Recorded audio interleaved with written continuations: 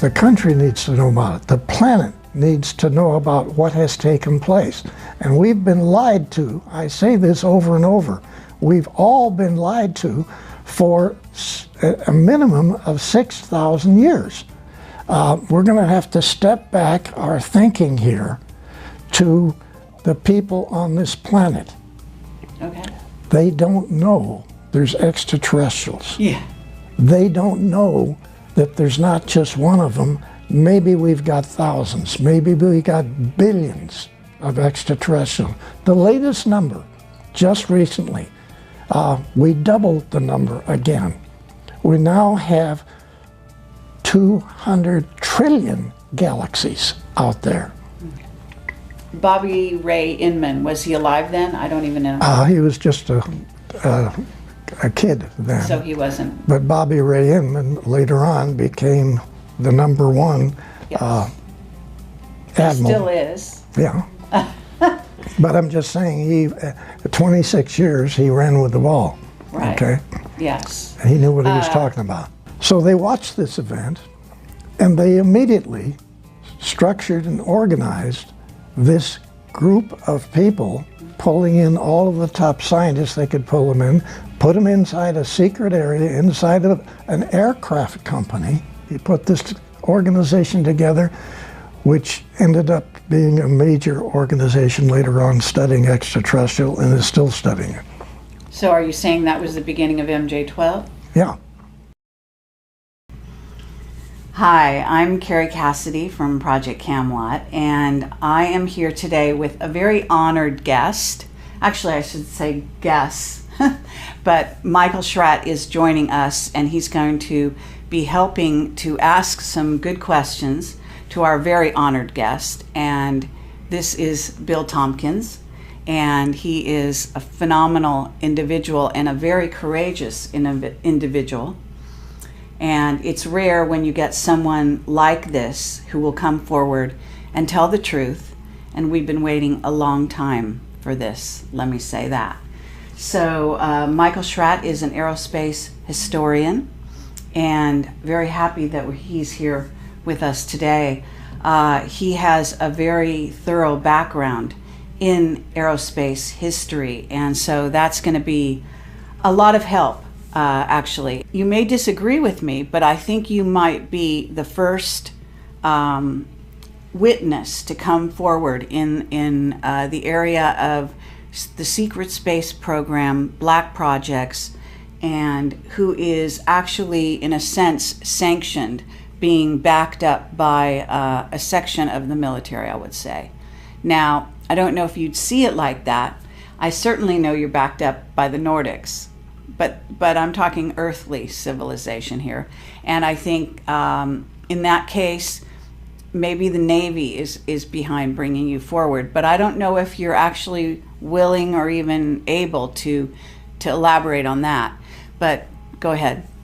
Well, actually, it's sort of a situation where I'm still involved with the Navy, and I'm actually having to participate in naval programs. So I'm going to discuss as much as I can. You're going to hit me with some questions, and I won't be able to answer. So I think the easiest way to just start this is to go back to 1942.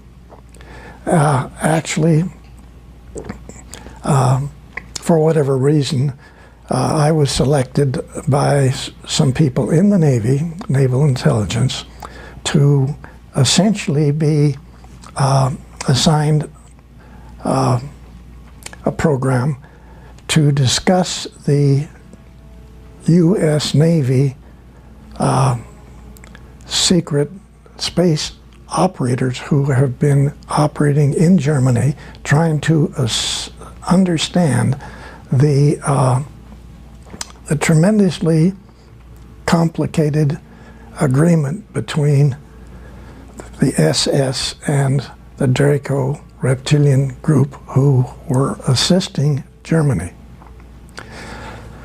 So this had actually gotten started much earlier with a very lovely young lady in Germany who was contacted by Nordic people to essentially get her friends to develop the necessary requirements to build a large space transport, get their friends and the family to join into this, and essentially leave the planet and go to another star's planetary system. And this is Maria Orsic. That's correct. And so she actually was doing this from like the late 20s, 1930s. And it ended up in the studies that I got involved in with the information from the operatives, Navy operatives coming back from Germany, into Admiral Ricobata's secret conference room at the top building, Naval Air Station San Diego. He's commander, Naval Air Station San Diego, but he has a hobby, okay?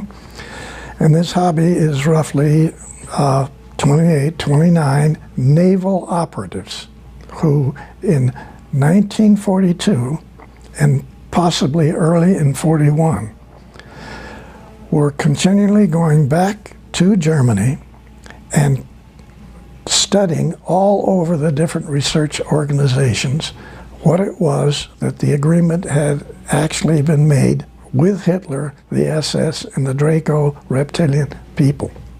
Okay, but if this is happening in 41 or 42, the war is not over. The war is still on. But this young lady that we're talking about had been contacted by Nordic people to help her get an organization together with a great deal of extraterrestrial assistance to design a propulsion system, design a vehicle large enough to carry 40, 50,000 people, get in this vehicle and leave the planet. Now the SS was not aware of this. When they found out about this, they took over a group of 1,442 people, which included scientists, it included shoe salesmen, it included farmers, it included top research technicians. All these people were contacted by the Nordic extraterrestrials to assist people in Germany to get a vehicle built.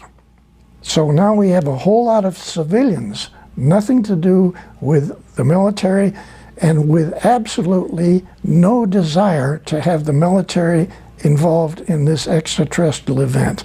Okay? Real important.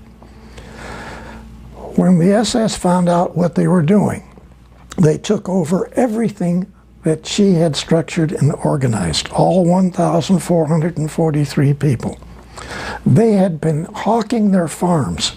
They had been getting everything they could possibly get in the way of money to design and build massive size spacecraft transports.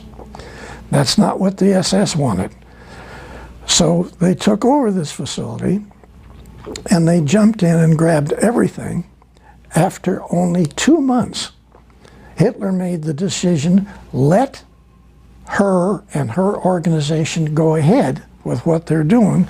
We're going to be working with the Draco reptilian group. So now we have two groups that we can get, and we can cut into them anytime we want. We can take it over again anytime that it was necessary. So actually, they allowed the second time for this group to design and build these spacecraft transports, with which many of them later on, even during the war and after the war, to leave the planet. Some of them went out and came back. They actually had large facilities that they utilized as in underground facilities in Antarctica. The Draco reptilian people had two enormous caverns. And I don't want to get off into that subject now. We can talk about it later. But there are caverns all over this planet which different extraterrestrial civilizations have been using, Yes. okay, for thousands of years. Now, back to the SS. What the operatives found was an unbelievable series of situations that literally, when they gave their briefings to Admiral Ricobata, we also have one at least of 3 other Navy captains in his office at the time of this briefing to sort of set the stage for this. Okay, can I get the year that they did the briefing with Ricobata? 1942, Still during the war. still during the war. Incredible. Okay. Yes. Yeah. Now, Admiral Ricobata, well, there was a large table. The operative sat on the other side of the table. Admiral Ricobata sat here, I sat next to him, and one of the 3 Navy captains sat next to me. The typist sat at the end of the table. That's the only people that were in there. We always had the same people. Essentially, all of these meetings, all of these disclosure meetings took place at night. The Admiral's aide would wake me up, sleeping in my barracks. He tapped me on the shoulder, and all he said was, "He's here." He escorted me across the facility over to this tall building, which is the command center at Naval Air Station San Diego. There's a small office near the top of this. That's where these disclosure meetings took place. So these operatives then brought back this information, which is, even Admiral Ricobata said, "I don't believe one word you're saying, young man." That came up over and over. Okay, can I ask you the name of the other Navy captain, or are we not to know who that is? Actually, I have to say I can't remember it right now, so right. that gets me out of it. Okay. Yeah, all right. But I really don't remember. Okay. Okay. But these operatives themselves didn't believe some of the information that they had to bring back, and so all they tried to do as best they could is present a package of information. Some of it even had manuals, okay? Some of the manuals were in hieroglyphics. All of the manuals were in German. Then they had photographs taken inside of research facilities in Germany. They had photographs of UFOs. They had photographs of maintenance people working on UFOs. They had photographs inside of the UFOs. Okay, now I want to ask you something, because these operatives, you're calling them operatives, were these regular human beings, and how were they getting access to Germany at this time to get this information? Was this something that they were allowing the Americans to have? What was the relationship? Okay, basically, Were they spies? all of these young men were either lieutenant JGs or full lieutenants in the Navy's intelligence. These people were all American-German family people. All of these fellas knew Germany. They even knew all the accents in different areas in the surrounding countries. These are beautiful guys who were dedicated themselves to be essentially spies for the U.S. Navy. Okay. Now, this was totally unaware with the Air Force. All right. Everything that I'm talking about is on the Navy side of what took place way back then. Right. Okay? So these operatives would bring back photographs of the different vehicles. They would bring back data, sometimes documents, all in German, and or some of it in what was then considered to be the closest thing was to be essentially hieroglyphics that we found later on underneath the pyramids. Okay? So that's the best description I can give you of what some of the data was. Obviously, this was information that was not given to Germany by extraterrestrials using English language, where otherwise many meetings that took place later on with extraterrestrials, they could give you the information in 10 or 20 different languages. But that's not what we got, okay? So they would actually attempt to tell this panel everything that they were able to find and what was most important. And we then would take that information, and I had 11 or 12 young ladies who could take this information, which the first girl typed, run copies of, and then put together different, what they called packages, which essentially were proposals, okay? These proposals then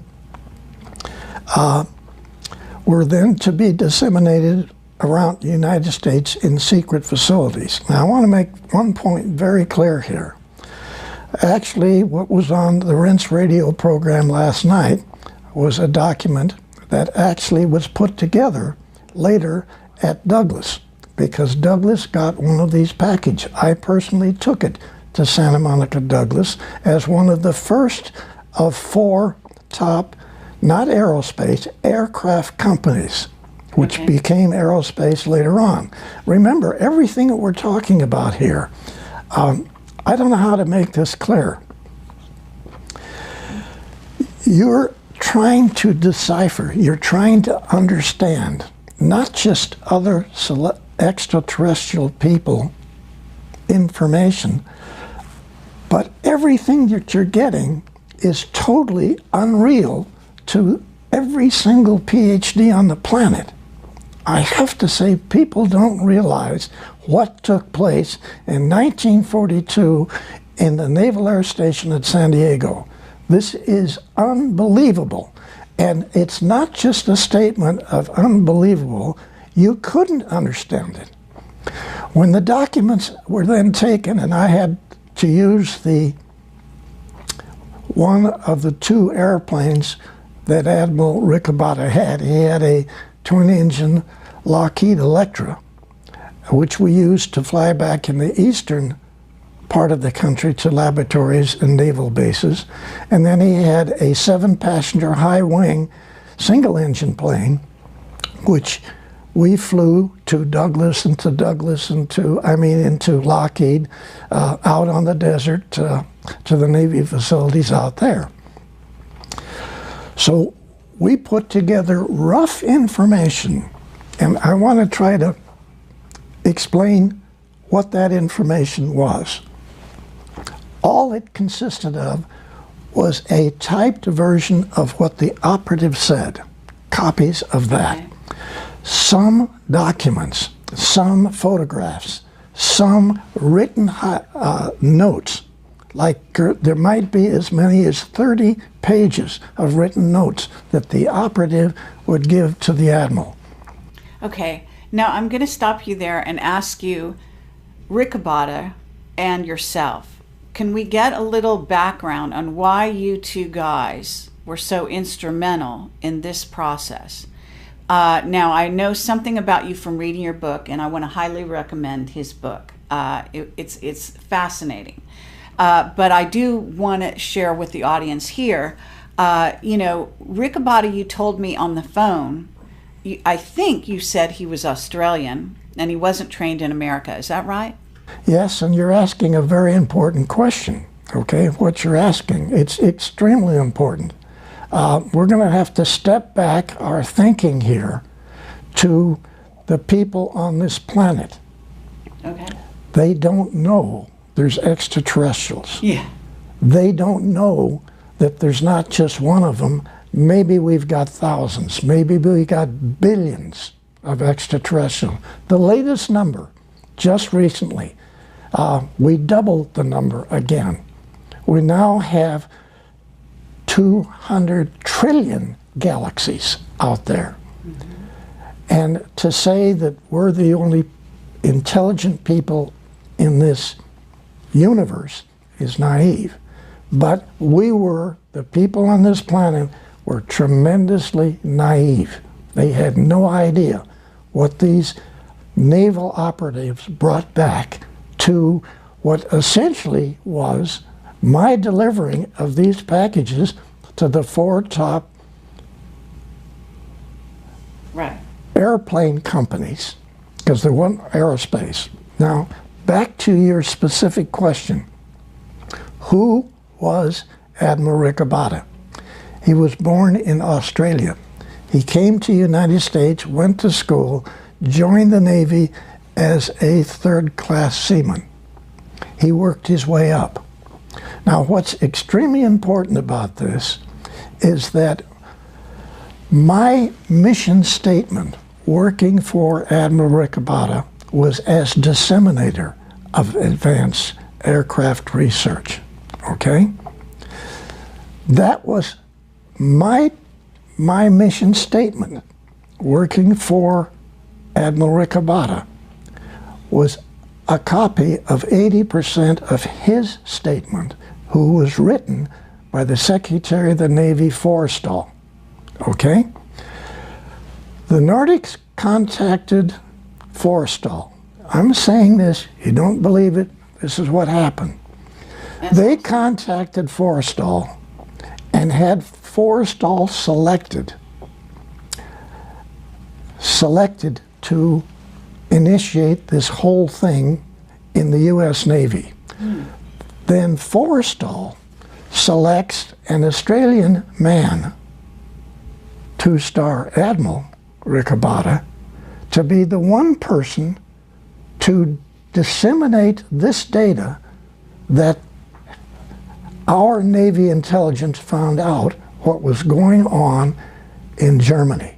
And this is staggering because at that time, people don't realize that there's more than one admiral in the Navy. At that time, there was 43 because there's so many areas that need support. Secretary of the Navy, Forrestal, selected a man who never went to Annapolis. Listen to what I'm saying.